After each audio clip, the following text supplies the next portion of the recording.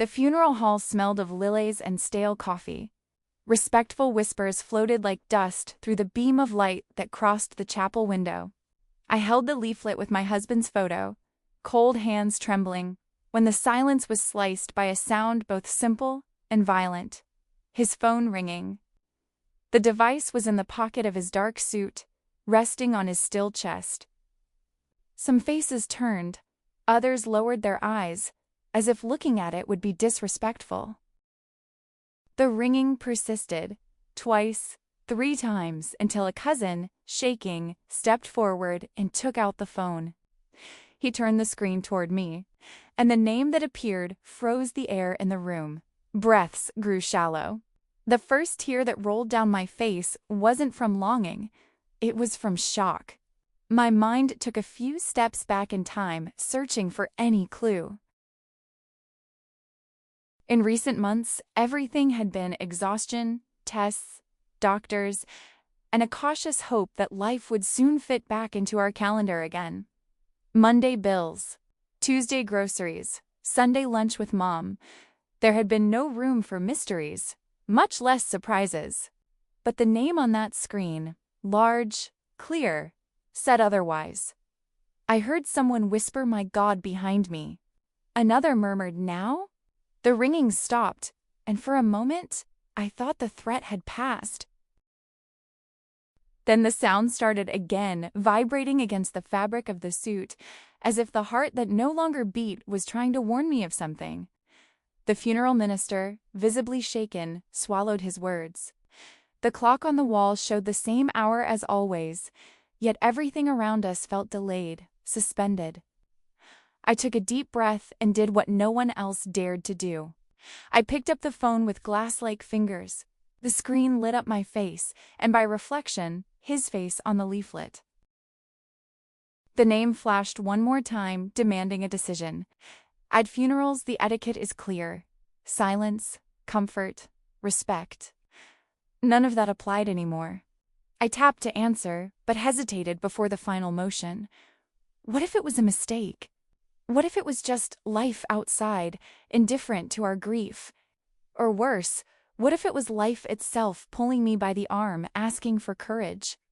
The call ended. The hall exhaled a collective sigh that sounded like both relief and disappointment. I lowered my eyes, trying to catch my breath, when the phone vibrated again, this time, a message. The preview appeared on the screen like a crack in glass. A few words, enough to ignite a fire. Comment. Would you read that message right there, in front of everyone? Or would you wait? Tell me in the comments. The message appeared on the screen like a wound reopened. You don't know everything about him. My throat tightened, and I felt the weight of dozens of eyes fixed on me. The phone vibrated again in my hand, the same name glowing, Anna. I had never met anyone named Anna in all the years I'd been married to Daniel. My heart pounded as if trying to fill the silence that swallowed the room. I could hear my own pulse echoing in my ears. Someone whispered, "Maybe it's a mistake," but deep down, I already knew it wasn't. The way my husband used to hide his phone, the late-night messages he'd claim were from work, every small piece suddenly started to fit. The ground beneath me seemed to tilt, and I struggled to breathe as I stepped away from the casket. The priest cleared his throat, trying to regain the solemn tone of the ceremony, but no one was listening anymore. My fingers trembled as I opened the message. Each word felt like glass cutting into my skin. He promised he'd leave you after the surgery. My eyes burned. I wanted to scream, to demand answers from the man lying lifeless before me. But all I could do was stare at the screen, feeling my world fracture in silence. My mother reached for me, but I stepped back. I didn't want comfort. I wanted truth. I wanted to know who this woman was and why she thought now, of all moments, was the time to speak. The air felt heavy, suffocating. I walked out of the chapel, phone clutched tight, rain beginning to fall like the sky itself couldn't hold its grief. Outside, I called the number. Rang twice before a soft voice answered, trembling. "Is this his wife?" My lips parted, but no sound came out. She continued, "I'm sorry, I thought you already knew." I froze. The words hung between us like ghosts refusing to rest. What did she mean? Knew? About what? My knees weakened, and I had to lean against the wall. The truth wasn't just calling me anymore. It was demanding to be heard. The rain poured harder, blurring the world beyond my trembling fingers. I could barely hear her voice through the static, but her tone, fragile, almost apologetic, cut through everything. "He told me he was sick," Anna said. "That he didn't want to hurt you anymore. That he was trying to make things right before—" She stopped. I could hear her swallow a sob. My breath came shallow, my body frozen between rage and disbelief. "Make things right?" I finally managed to whisper. "By lying to me. By dying with secrets." My voice broke mid-sentence. On the other end, silence. Then she said something I never expected. "He saved my life." Those words hit harder than the thunder cracking above. I pressed the phone against my ear, desperate now. "What do you mean?" I asked. The sound of her crying filled the line. "I had an accident last year. He was there. He pulled me out of the car before it exploded. He took me to the hospital. We stayed in touch. And things just—" She stopped again, ashamed. "He told me you were done. That you had someone else." My chest tightened, a hot rush of pain surging through every nerve. Lies stacked upon lies. Yet, in that moment, I wasn't sure who had betrayed whom. Daniel was gone, and I was left holding the ashes of two different lives he'd lived. One with me, one with her. I wanted to hate her. But her voice trembled like mine. She wasn't the villain. She was just another broken piece of a story that had ended too soon.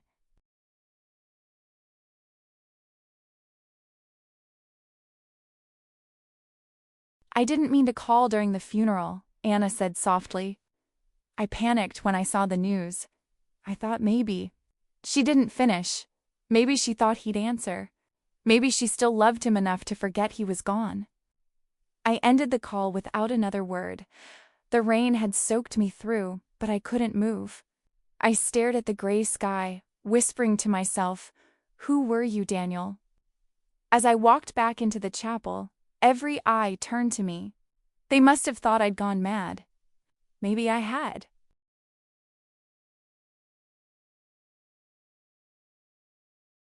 I placed his phone beside the coffin again and whispered so low only he could hear, "If you have one more secret, I swear I'll find it." The organ started playing, and I stood there, silent, drenched, and hollow. The storm outside was nothing compared to the one inside me. Tell me in the comments, if you discovered something like this during a funeral, would you want to uncover the whole truth or let the past stay buried? That night, the house felt like a museum of ghosts.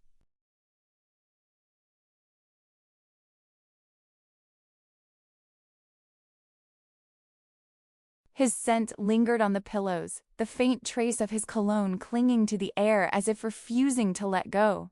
I sat on the floor of our bedroom, the phone still in my hand, replaying Anna's words over and over. Every corner of that room whispered memories, his laughter, his apologies, his promises. But now, they sounded like rehearsed lines from a play I never knew I was part of. I opened his messages, heart pounding so loud it drowned out the ticking clock.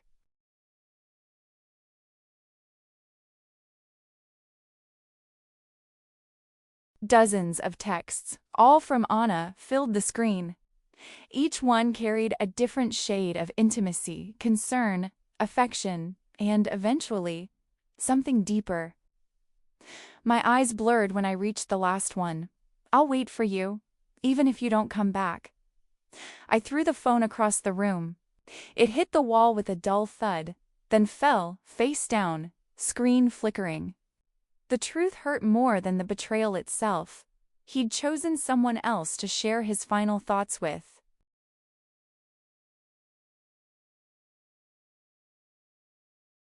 But as the storm outside calmed, another sound caught my attention, a notification tone.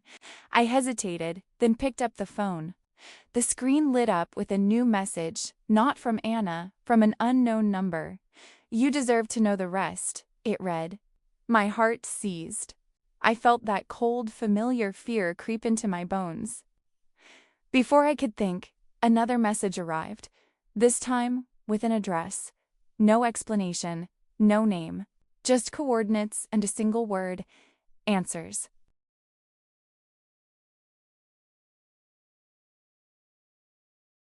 I stared at it for a long time, trembling. It could have been a cruel prank. Or maybe it was him, something he'd arranged before dying. Something I was never meant to see unless the lies became too heavy to bury. I packed my coat, grabbed the car keys, and left without looking back. The night was long, the roads wet, the world around me eerily silent. Every streetlight I passed felt like an interrogation. My reflection in the rearview mirror looked foreign, like a woman chasing the ghost of her own marriage. I didn't know what I would find, but one thing was certain: I couldn't rest until I did. What about you? Would you follow those mysterious messages, even if they might destroy the last piece of peace you had left? The address led me to the edge of town, a place Daniel and I had never visited together. The street was nearly deserted, flanked by old warehouses with rusted gates and flickering lamps. My hands gripped the steering wheel, knuckles white. The GPS announced, "You have arrived," and I stared at a small, neglected building with a dim light glowing inside. Every instinct screamed for me to turn back, but something stronger, the need for truth, pushed me forward. I stepped out of the car, the cold air biting my skin, and walked toward the door. It was unlocked. Dust and old wood filled the air. A faint hum came from the back room, like a machine still running. I followed the sound and found a desk cluttered with papers, a coffee cup, and something that froze me. A photo of Daniel and me, but torn in half. My side was missing. I felt dizzy. Beside the photo lay a small envelope with my name written on it in his handwriting. My heart clenched as I tore it open. Inside was a single note. "If you're reading this, it means you found what I couldn't fix. Go to the hospital, room 312. My breath caught. That was the same hospital where he had died. I stumbled backward, confused, frightened, desperate to make sense of it all. Why would he leave me a message like this? And who had sent the address? As I turned to leave, I noticed a framed picture on the wall. Daniel again, smiling, arm around someone. But it wasn't me. It was Anna. Happy, too happy. The caption beneath said, "Hope Center, Cardiac Rehabilitation Program." I stared, realization hitting me like a cold wave. It wasn't just an affair. They'd met through his illness, connected by fragility, by fear of death. And yet, something felt off. Anna said she met him after an accident, not at a hospital. Someone was lying. Maybe both of them. I rushed out, the note clutched in my shaking hand, and drove toward the hospital, headlights cutting through the night. The truth was closer now, but so was the danger of knowing too much. Tell me in the comments, if you were in her place, would you open that door to the past or let it stay closed forever? The hospital loomed ahead, its sterile glow cutting through the darkness like an accusation. I parked near the emergency entrance, the same one I had walked through the night he died. Every step inside felt heavier than the last. The corridors smelled of antiseptic and regret. I passed nurses with tired eyes, patients whispering prayers, machines beeping in fragile rhythm. Room 312 was at the end of the hallway, door slightly ajar. My fingers trembled as I pushed it open. The room was dim, empty, except for a single file on the bed, marked with Daniel's name. My pulse quickened. I picked it up, flipping through pages filled with medical reports, handwritten notes, and then a letter addressed to my wife. My throat tightened. I unfolded it carefully. "If you're reading this," it began, "then I didn't make it. And if Anna reached you, I'm sorry. I didn't plan for it to end like this." I sat down, the paper trembling in my hands. I met her during therapy. She was broken in ways I understood. I helped her heal, but she reminded me what I'd lost with you. The laughter, the lightness, the hope. I wanted to fix it all before leaving. I wanted you to forgive me, even if I didn't deserve it. The words blurred through my tears. He'd been dying long before the doctors said so. Dying from guilt, from fear, from choices that couldn't coexist. Then, near the end of the letter, a line stopped my breath. "There's something else you need to know. What you think was betrayal wasn't all lies." My hands shook. "Go to locker 14, basement level. There's a recording. My heart hammered so loud, I thought someone might hear it echo through the walls. I folded the letter, stood, and looked around the room one last time. His ghost lingered there, not in peace, but in apology. I whispered, "Why didn't you just tell me?" And the silence that followed felt like an answer I'd never understand. The elevator groaned as it descended to the basement, each floor creaking like an old confession. My reflection in the steel doors looked foreign, hollow eyes, trembling lips, a woman who had loved too much and understood too late. When the doors opened, a cold draft brushed past me. The basement smelled of bleach and rust, the hum of fluorescent lights filling the silence.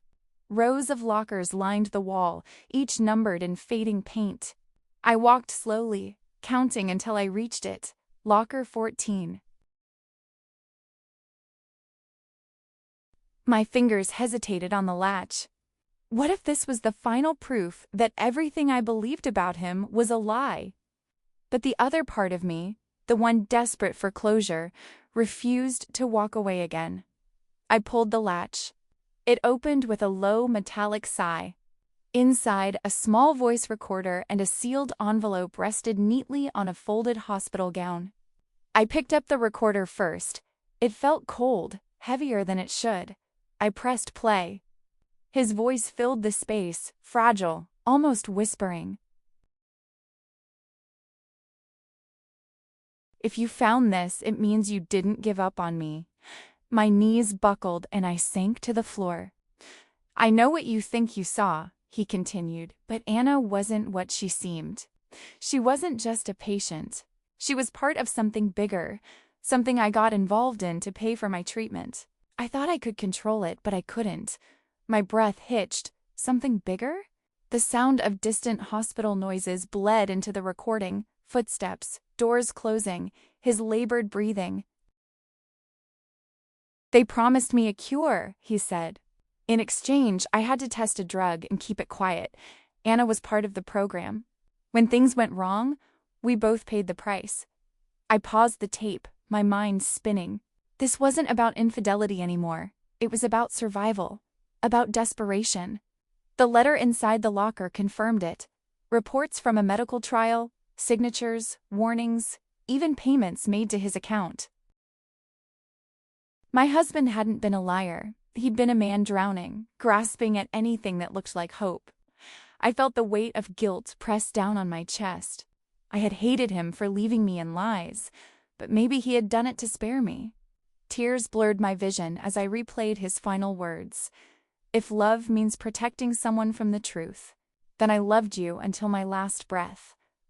I stayed there on the cold hospital floor, the recorder still playing in my shaking hands. His voice, once so familiar, now carried the weight of every unanswered question. "They said the drug could save lives," he murmured, "but it destroyed mine. There was a pause, a weak exhale. Then, if something happens to me, promise you'll tell the truth.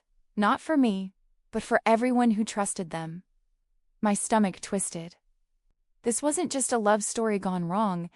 It was a secret buried beneath hospital walls. Then at the documents inside the locker, noticing a stamped logo, Vitanova Research Institute. I had never heard of it before, but the name alone sent a chill through me. Whatever Daniel had gotten involved in, it wasn't small. He hadn't just been a patient, he'd been a pawn. I gathered everything into my bag, heart pounding. The elevator backup felt longer this time, heavier. Stepped out into the parking lot. Dawn was breaking. Pale, uncertain light bleeding over the horizon. The world looked the same, but I wasn't. I sat in the car for a long time, replaying his words, trying to decide what to do next. Part of me wanted to burn it all, the letters, the recorder, the evidence, and let his memory rest untouched. But another part, louder and fiercer, whispered that love doesn't mean silence.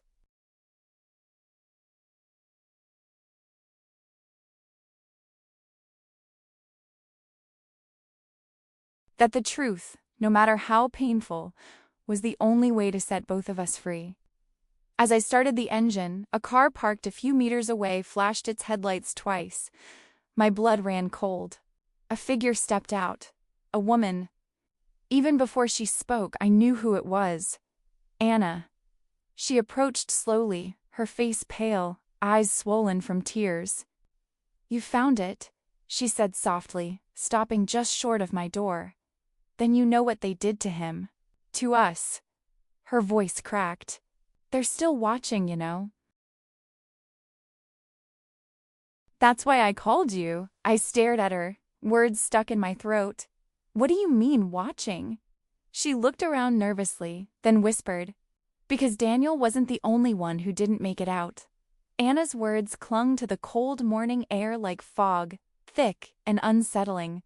"Not the only one?" I repeated, my voice barely a whisper. She nodded, glancing around as if the shadows themselves were listening. "There were others in the trial. 5, maybe 6. They're all gone now."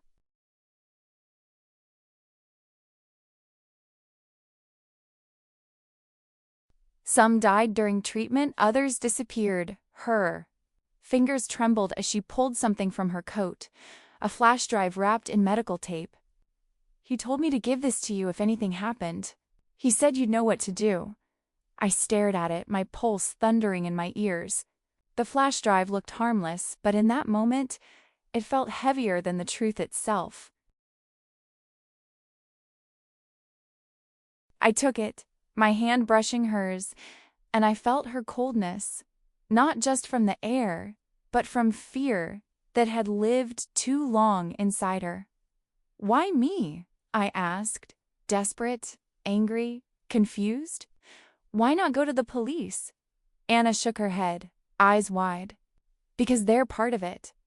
Daniel found something he wasn't supposed to. They used his illness to control him, to silence him. He tried to expose them. That's why he died." My breath caught.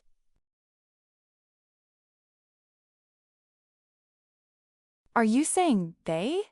she interrupted, whispering sharply. "Killed him? Maybe not directly, but they let him die." Her voice cracked at the edges of truth. I looked at her, searching for deceit, but all I found was terror, raw and real. My heart broke in a new way. The man I had mourned, hated, forgiven, he hadn't betrayed me. He had been fighting a battle I never saw, dying to protect me from it. Before I could respond, Anna's eyes darted past me.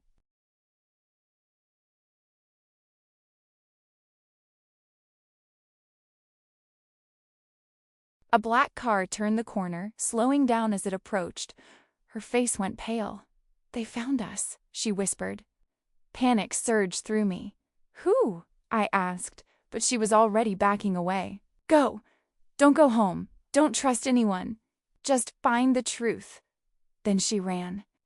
I turned toward the car, its tinted windows reflecting the rising sun,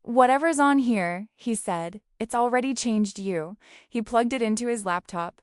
As he scrolled through the files, his expression shifted from confusion to horror. "Jesus, this is huge," he muttered. "These aren't just medical errors, this is criminal negligence, cover-ups, payments. There's a whole chain of people involved. Doctors, executives, even legal teams."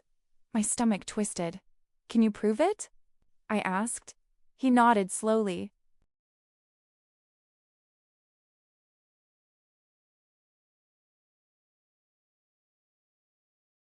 "If I can verify these records, this could shut down Vitanova completely." But before he could say more, the doorbell above the cafe rang. 2 men in dark coats walked in, scanning the room. My chest tightened. One of them locked eyes with me. Calm. Too calm. Mark noticed my fear. "Are they?" I nodded. Without hesitation, he ejected the drive, slipped it into his pocket, and whispered, "Go out the back door. Now." My body moved before my mind caught up.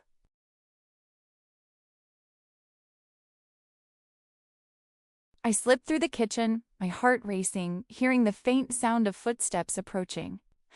Outside, the rain had started again, soft but steady. I turned the corner and saw my car across the street. As I reached for the handle, a voice behind me said, "You shouldn't have opened that locker." I froze. The man from the cafe stood there, eyes dark and unblinking.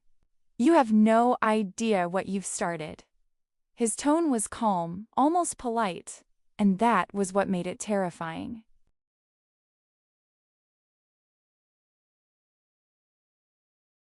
Would you stand your ground against people like that, or would you run to save yourself and what's left of the truth? My pulse thundered in my ears as the man stepped closer, rain dripping from his coat.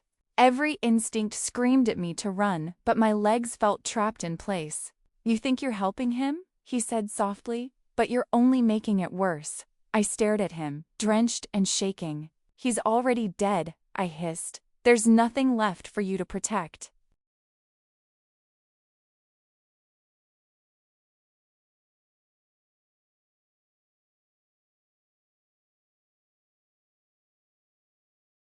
He tilted his head slightly, almost pitying me. "You think this was about your husband?" He was just the beginning. My blood ran cold. "What are you talking about?" I demanded, but he only gave a small smile. "Go home. Pretend you never found anything. That's the only way you live long enough to grieve." Then he turned and disappeared into the rain, leaving me trembling by the car, his words echoing like a curse. I got in and drove aimlessly, tears mixing with the storm outside.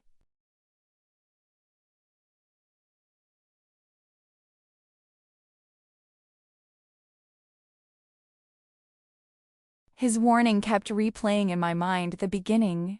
What did that mean? I tried calling Mark, but no answer. Panic clawed at my chest. I found a quiet alley, parked, and waited. Hours passed. Finally, my phone buzzed with a message from an unknown number. He was right. They're watching. "Don't go home." I stared at the screen, heart pounding. "Graved," another message followed, this one with a video attachment. I hesitated before opening it.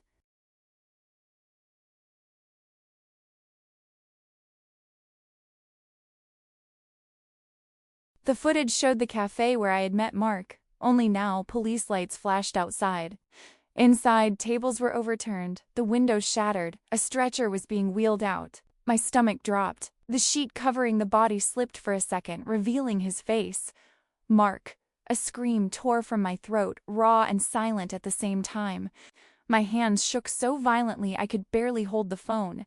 They had found him. They knew I wasn't finished.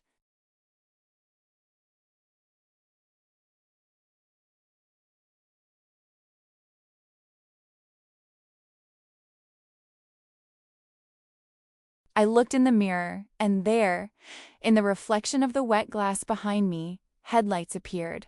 A black car. The same one from before. It stopped a few meters away, engine humming low. I gripped the steering wheel, forcing myself to breathe. I had 2 choices: disappear or fight back. And for the first time since Daniel's funeral, I felt something stronger than fear, anger. They had taken my husband, my peace, my friend. They weren't taking me.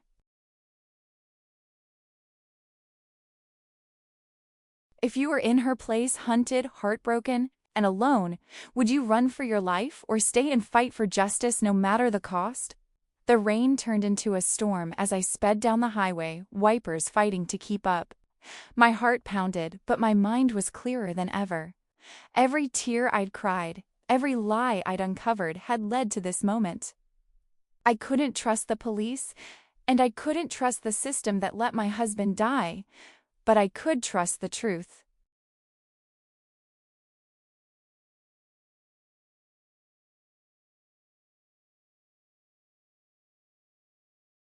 I pulled over near an abandoned rest stop, parked under a flickering light, and opened my laptop again. The files from the flash drive were still there, untouched. I connected to a public Wi-Fi network and began uploading everything. Every report, every video, every message to multiple anonymous servers. I didn't know if it would work, but I knew it had to. If they silenced me, the evidence would live on. Halfway through the upload, my headlights dimmed. The car battery indicator blinked. My breath caught. They'd found a way to track me. I killed the engine, grabbed the laptop, and ran toward the forest behind the rest stop, rain soaking through my clothes. My shoes sank into the mud, my breath forming clouds in the cold air. Behind me, a door slammed. Flashlights flickered through the rain. Voices. Male, angry, searching. She couldn't have gone far. One shouted. I hid behind a tree, clutching the laptop to my chest like a lifeline.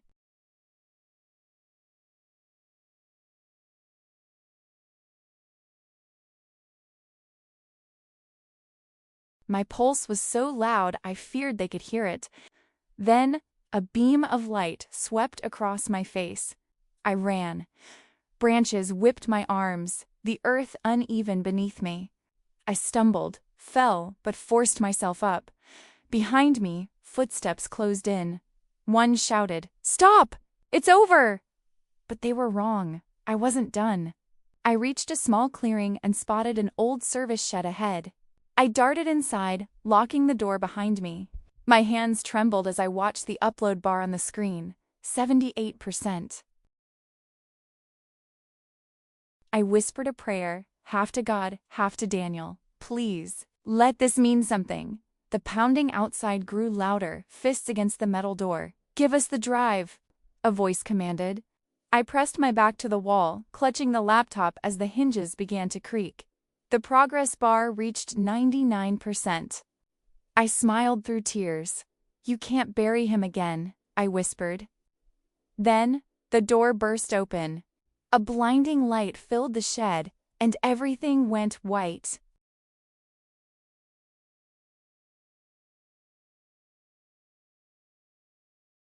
Would you have the courage to keep fighting for the truth, even knowing it could cost your life? When the light faded, I found myself on the cold floor, the metallic taste of blood in my mouth. My ears rang, and my vision pulsed in flashes of white and shadow. The laptop lay beside me, screen cracked, still faintly glowing. Upload complete. A weak smile crossed my face, even as pain spread through my ribs. The men stood in the doorway, their faces blurred by the rain and the light behind them.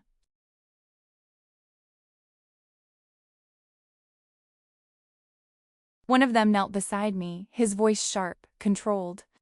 You think you did something heroic? He hissed. You just started a war you can't win. I met his gaze, the taste of fear gone now, replaced by something fiercer, defiance. Then let it burn, I whispered. His eyes darkened. He raised his gun. A shot echoed through the shed, and then silence.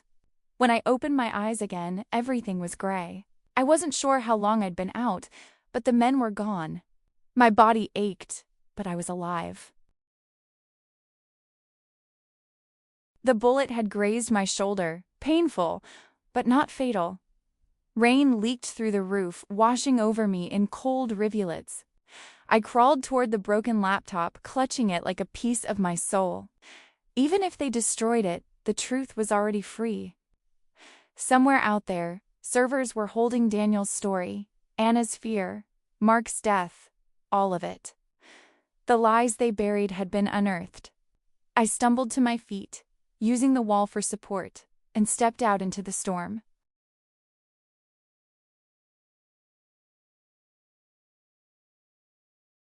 Sirens wailed in the distance, not chasing me this time, but answering what I had unleashed. My phone buzzed in my pocket, an unknown number again. With trembling fingers, I answered. A woman's voice came through, steady and calm. "We saw what you did," she said. "It's spreading. People are asking questions." I didn't recognize her, but her words made my chest tighten. "Who are you?" I whispered. She paused, then said, "Someone who lost someone too." The line went dead.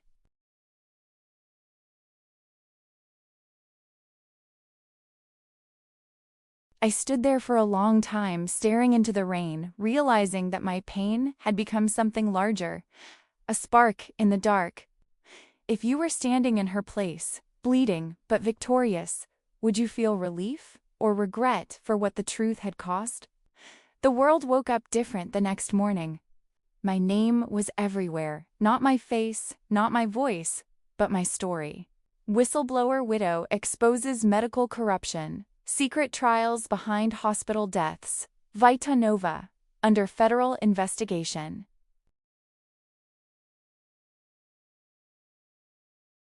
The files had reached journalists across the country. The truth was out. I watched it unfold from a small motel outside the city, shoulder bandaged, eyes swollen from sleeplessness. Each headline felt like a wound and a victory at once.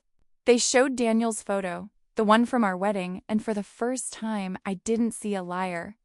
I saw a man who had tried to save lives, who had carried a burden too heavy to confess. The world was finally hearing his voice, even if it came through mine.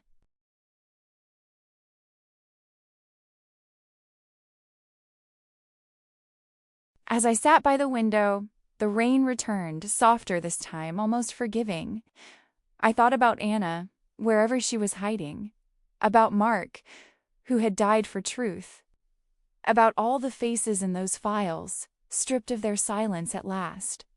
Justice wouldn't bring them back, but maybe it would stop someone else from sharing their fate. My phone buzzed again, an email notification. It was from an unknown sender, subject line, "He'd be proud of you." No signature, no name, but I didn't need one. I closed my eyes, tears slipping quietly down my cheeks, and whispered, "I hope so." I stepped outside, letting the rain soak through my clothes. The storm that had haunted me for weeks was finally breaking. The wind carried the scent of earth, the sound of renewal. I realized then that truth doesn't heal. It transforms. It burns away illusions, leaving scars that tell stories worth remembering. I touched the wedding ring still on my finger and smiled faintly.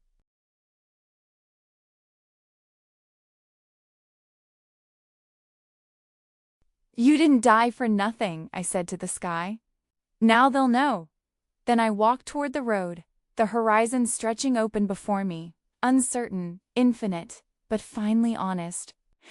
Tell me in the comments, after everything she endured, do you think justice was enough? Or was the price of truth simply too high?